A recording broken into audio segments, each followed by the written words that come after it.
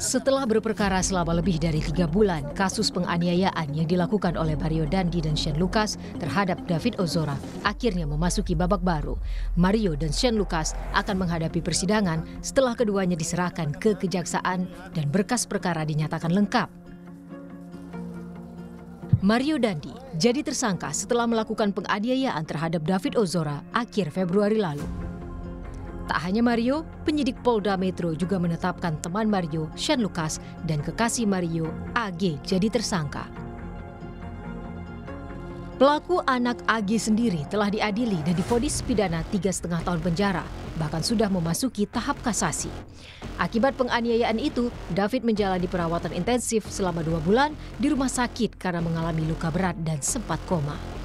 Usai menyatakan berkas lengkap, jaksa akan berkoordinasi dengan penyidik untuk penyerahan tersangka dan barang bukti dan persiapan pelimpahan perkara ke persidangan. Selanjutnya, kejaksaan akan menyiapkan 7 jaksa penuntut umum untuk persidangan kasus penganiayaan Mario Dandi. Di sini ada rekan-rekan jaksa peneliti yang akan menjadi tim di dalam jaksa penuntut umum sebanyak 7 orang, yaitu Saudara Sandi Handika, Saudara Igede Eka Haryana, Ibu Eka Widyastuti, Ibu Mai Darlis, Ibu Bayu Ika Perdana, Ibu Suryani, dan Bapak Hafiz Kurniawan. Lalu saya dapat sampaikan pula bahwa barang bukti di dalam berkas perkara ada sebanyak 21 item barang bukti. Selain kasus penganiayaan, Mario Dandi juga terseret dalam kasus dugaan pelecehan seksual terhadap AG yang merupakan kekasihnya. Kasus pelecehan seksual ini dilaporkan setelah hal itu terungkap di persidangan. Dalam pelaporan itu, pihak AG melampirkan sejumlah barang bukti dugaan pelecehan seksual yang dilakukan Mario Dandi. Tim Liputan, Kompas TV. Saudara, untuk lebih lanjutnya kita akan bahas bersama Profesor Hipnu Nugroho, pakar hukum pidana Universitas Jenderal Sudirman, Purwokerto, Jawa Tengah, yang sudah bergabung bersama kami melalui virtual Zoom pada sore hari ini. Selamat sore, Prof. Hipnu. Terima kasih atas waktunya, Prof, sudah menyempatkan untuk bisa berbincang bersama kami di Indonesia Update. Prof, kita lihat bersama kasus penganiayaan dengan tersangka Mario Dandi akan masuk nih ke meja persidangan karena memang kedua tersangka yaitu Mario Dandi dan juga Shane Lucas sudah diserahkan ke Kejari.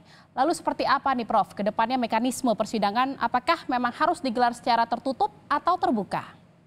Iya, gini Mbak, sekarang alhamdulillah perkara sudah diterima oleh kejaksaan. Artinya apa? Segala tanggung jawab adalah ada pada Kejaksaan Negeri. Dalam hal ini adalah jaksa punya kewenangan untuk melakukan upaya paksa adalah 30 hari dan bisa diperpanjang adalah 40 hari. Mudah-mudahan tidak terlalu lama Kejaksaan Negeri merumuskan surat dakwaan sehingga dilimpahkan pada persidangan Pengadilan Negeri Jakarta Selatan. Nah, oleh karena itu, karena ini adalah perkara dewasa, kebetulan si Mario dan Shane ini kan sudah di atas 18 tahun, sehingga persidangannya adalah persidangan dewasa. Artinya apa? Persidangan bukan lagi seperti AG, bukan lagi tertutup umum, tapi adalah terbuka untuk umum. Artinya apa? Semua orang, media bisa melihat perkembangan, bisa melihat jalannya suatu persidangan. Karena konteks persidangan terbuka untuk umum ini prinsipnya adalah untuk sebagai akuntabilitas sehingga tidak terjadi mistak, kesesatan di dalam pemeriksaan dan persidangan. Karena semua bisa melototi, bisa melihat, sehingga prinsip-prinsip persidangan yang baik, prinsip persidangan yang mengedepankan due process of law betul-betul dilakukan dalam persidangan Mario dan Agnes Shane ini, Mbak. Begitu, Mbak. Jadi memang karena ini adalah kasus seorang dewasa dan untuk bisa tetap mengedepankan akuntabilitas, jadi sidang akan digelar secara terbuka, seperti itu ya, Prof? Ya, terbuka untuk umum, karena bukan lagi anak-anak.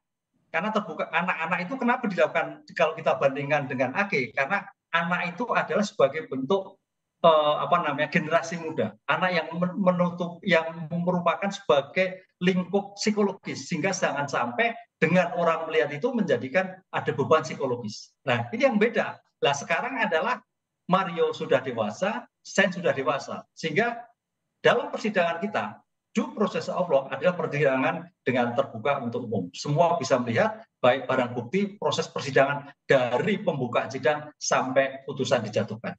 Artinya walaupun dalam kasus yang sama yaitu penganiayaan berat terhadap David Ozora. Jadi memang mekanisme dari sidang yang akan digelar untuk Shane dan juga Mario Dandi dengan sebelumnya AG ini memang berbeda sepertinya karena memang ada usia yang menjadi pembeda dari kedua sidang yang digelar oleh Kejari seperti itu ya, Prof. Iya, makanya kemarin termasuk di tingkat kejaksaan ini, Mbak. Kalau di Mbak siapa Agnes peradilan anak, jaksa itu punya waktu 5 hari, 5 hari, perpanjang 5 hari, kan cepat sekali. Nah sekarang dalam hal Mario dan Shane, jaksa punya kewenangan 30 hari. Ini yang akan membedakan nanti, jangan sampai dibandingkan apple to apple, kok lama sekali. Karena merumuskan dalam surat dakwaan oleh Kejaksaan Negeri juga harus betul hati-hati, karena ini bagaimana memformulasikan, apalagi terkait dengan kemarin kalau nggak salah dakwaannya ada kumulatif ke satu dan kedua, termasuk juga bukti-bukti yang dilakukan. Inilah harus dipahami sehingga jaksa punya waktu 30 hari dibandingkan dengan perkara Agnes. Demikian juga nanti di persidangan. Coba kalau kita lihat Pak, persidangan Agnes anak itu kalau 10 hari perpanjang 10 hari kalau nggak salah kemarin di Undang-Undang Peradilan Anak. Jadi cukup 20 hari. Pertanyaannya bagaimana dengan Mario? Oh bisa lebih lama karena bukti-buktinya bisa dilihat secara utuh dan memerlukan waktu yang cukup teliti di dalam suatu persidangan. Karena betul-betul bukan masalah Agnes tidak teliti, karena prinsipnya bahwa peradilan anak untuk melindungi anak. Walaupun memang bukti juga harus ada, cukup. Tapi dalam peradilan dewasa, betul-betul objektif dalam suatu persidangan, bukti terbuka, karena dalam suatu persidangan juga memberikan aspek pencegahan, supaya anak ataupun orang yang berpotensi untuk tidak melakukan suatu kejahatan sampai dibawa ke persidangan. Baik, dipastikan memang berbeda gitu ya penanganan dari persidangan dari ketiga tersangka ini. Lalu apakah nanti persidangan anak AG juga dilibatkan sebagai saksi atau dihadirkan dalam persidangan yang akan nanti digelar Kejari untuk tersangka Mario Dandi maupun Shane Lucas? Tergantung pada pembuktian. Ketika nanti penuntut umum memerlukan pembuktian pada si korban, bisa dihadirkan. Nah, oleh karena itu, ini pertanyaan yang bagus sekali. Seandainya nanti AG itu disidangkan, maka dalam kasuistis dilakukan tertutup untuk umum karena pemeriksaan terhadap anak. Jadi pemeriksaan anaknya tertutup untuk umum atau mungkin di BAP. Tapi kalau seandainya di bawah sidang karena kondisi anak dilakukan tertutup untuk umum, khusus di dalam pemeriksaan saksi korban anak jika dihadirkan di dalam suatu persidangan. Baik. Kalau yang ini terbuka, gitu.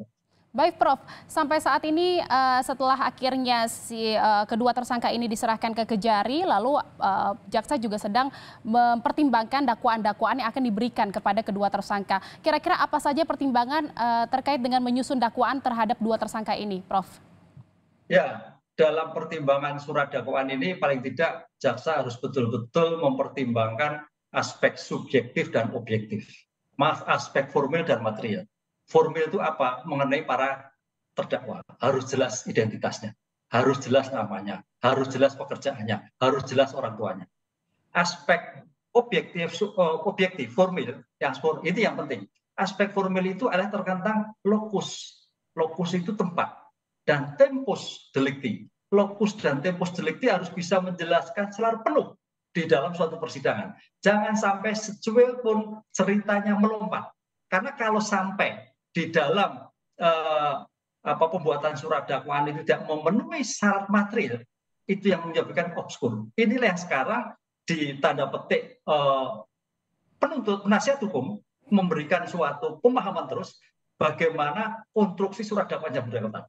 Oleh karena itu penuntut umum harus membuat dakwaan sedemikian rupa tidak ada celah sedikit pun yang dapat menjadikan suatu eksepsi penasihat hukum sehingga persidangan berjalan lancar atau persidangan lanjut. Sebab kalau nanti sampai di dalam menerjemahkan suatu BAP yang kemarin dan dituangkan dalam surat dakwaan jaksa penuntut umum menjadikan absurd, tidak jelas, berpotensi menjadikan eksepsi diterima. Akhirnya perkara mundur lagi. Walaupun bisa diajukan kembali.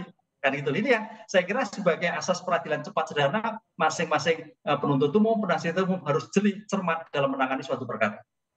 Harus lebih cermat seperti itu ya. Lalu kasus ini kan dianggap lambat gitu ya oleh sorotan dari netizen atau masyarakat ini dianggap lambat dan berputar-putar hingga akhirnya kejaksaan ini menyatakan berkasnya sudah lengkap pada Rabu kemarin. Apa sebenarnya yang menjadi kendala dari penelitian berkas kasus ini sebelumnya, Prof? Ya, kalau kita lihat secara norma tidak, Mbak. Mungkin berputar-putarnya kita bandingkan dengan peradilan Agnes, yaitu enggak apple to apple.